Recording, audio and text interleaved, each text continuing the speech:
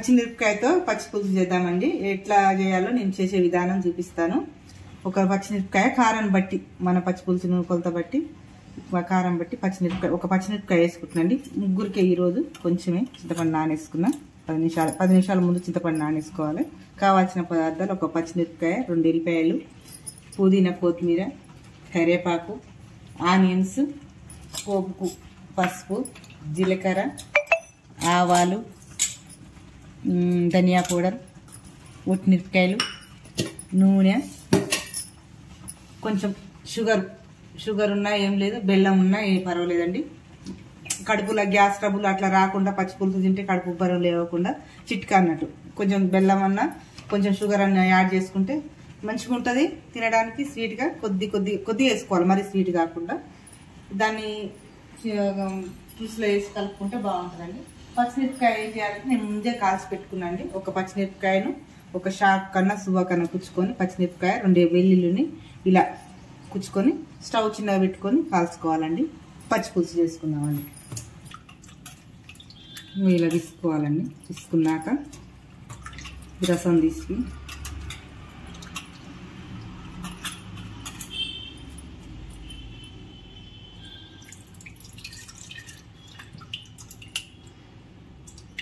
మన ఇంట్లో జనాలు ఎక్కువ ఉంటే కొంచెం ఎక్కువ చేసుకోవచ్చండి. కాకపోతే 2 రోజులైనా నిల్వ ఉంటుంది, ఖరాబ్ కాదు.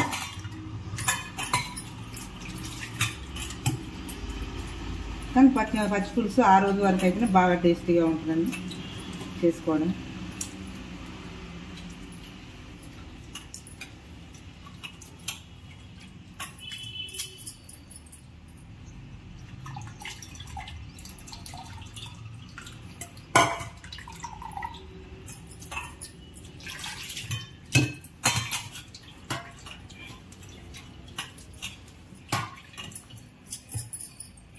ముందే నానబెట్టుకుంటే 2 సార్లు తీసుకుగానే అయిపోతుందండి పచ్చి పులుసు. ఒక 10 నిమిషాల ముందు నానబెట్టుకున్న, పావు గంట ముందు నానబెట్టుకుని అయిపోతుంది.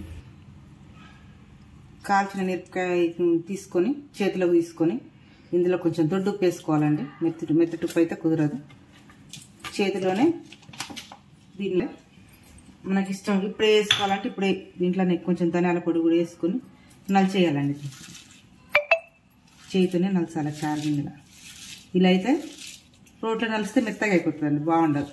ఇట్లా నలుచుకోవాలి, టేస్ట్కి తగ్గట్టు నలుచుకోవాలి. మీరు నలవలేము, పిల్లలు చిన్న పిల్లలు మళ్ళీ మిరపకాయ కారం అవుతుంది అట్లా అనుకున్నప్పుడు ఏం చేయాలంటే చిన్న రోట్లో దంచుకోవాలండి. ఇట్లా అనుకుంటా నలుచుకొని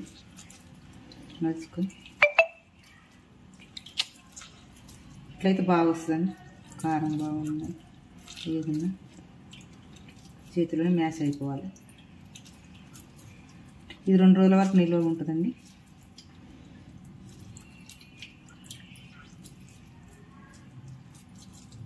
నేను కూడా మా చిన్నప్పుడు మా అమ్మ కాల్చి నిప్పుల మీద కాల్చేదండి. ఇప్పుడు పొవ్వులు మనకు నిప్పులు అలా పొయ్యి లేదు, మనకు అందుబాటులో లేదు కాబట్టి గ్యాస్ మీద కాబట్టి స్టవ్ మీదనే కాల్చుకోవాలి. చూడండి చక్కగా రేగిపోయింది, మొత్తం మిరపకాయలు మ్యాష్ అయిపోయింది.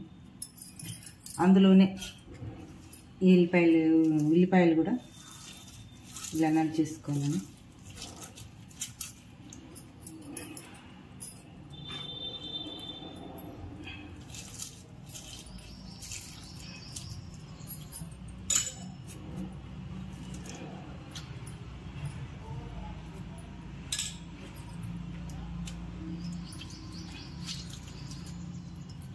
పచ్చిమిరపకాయ, ఎల్లిపాయ, ఉల్లిపాయ, ఉప్పు, దీంట్లోనే కొంచెం చూడండి షుగర్ ఎంత వేస్తున్నా. బెల్లం వేసుకుంటే ఇంకా మంచిదండి ఆరోగ్యానికి, షుగర్ కంటే. లేదు కాబట్టి అందుబాటులో లేదు షుగర్. వాళ్ళు తినేవాళ్ళంటే ఇంకొంచెం కూడా తినొచ్చు. మా ఇంట్లో మేము ఎక్కువనే తింటామండి కొంచెం, ఎందుకంటే గ్యాస్ ట్రబుల్ రాదు. పచ్చి పులుసు కాబట్టి గ్యాస్ ట్రబుల్ రాదు. పప్పుచారులోనైనా కొంచెం చిటికెడు బెల్లము లేదా షుగర్ వేసుకుంటే బాగుంటుందండి. పోపు చేసుకున్నామండి, ఇంకే అయిపోయింది.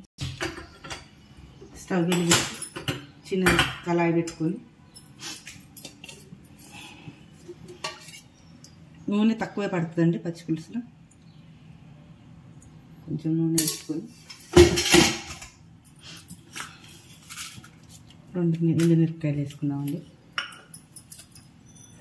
కొంచెం ఆవాలు,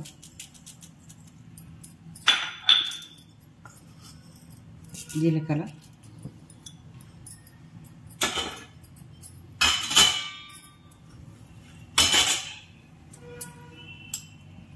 పసుపు అండి. కూపు కాగానే పసుపు వేసుకున్నాం.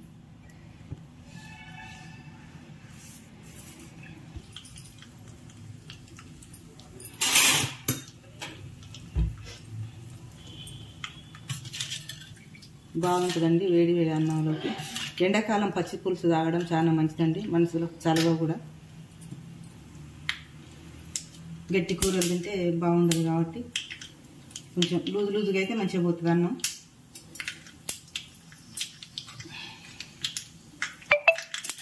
చిటికెడు పసుపు వేసుకొని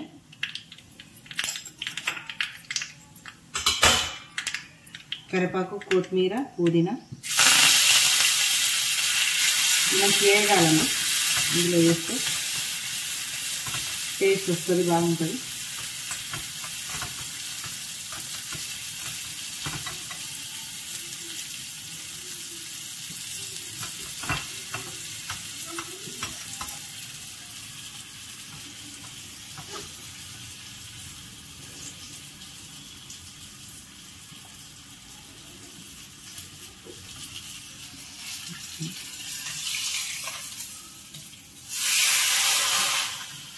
పచ్చి కారంతో పచ్చి పులుసు చాలా బాగుంటుందండి. టేస్ట్ చేసి చూడండి, ఎలా ఉందో నాకు చెప్పండి.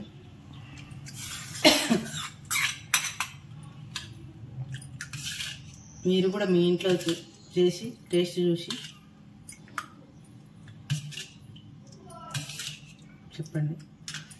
పచ్చి పులుసు రెడీ అయిపోయింది. పచ్చి పులుసు రెడీ అండి. ఎలా ఉందో టేస్ట్ చేద్దాం. పర్ఫెక్ట్ ఆల్రైట్ అండి, మంచిగా ఉంది, చాలా బాగా. చిన్నపిల్లలు అయితే బాగా తింటారు. కొంచెం తీయగా బాగుందండి. మీరు కూడా చేసి చూడండి. Thanks for watching. Please subscribe, like చేయండి. మీరు కూడా చేసుకొని చూడండి. చూసి నాకు కూడా కామెంట్ పెట్టండి.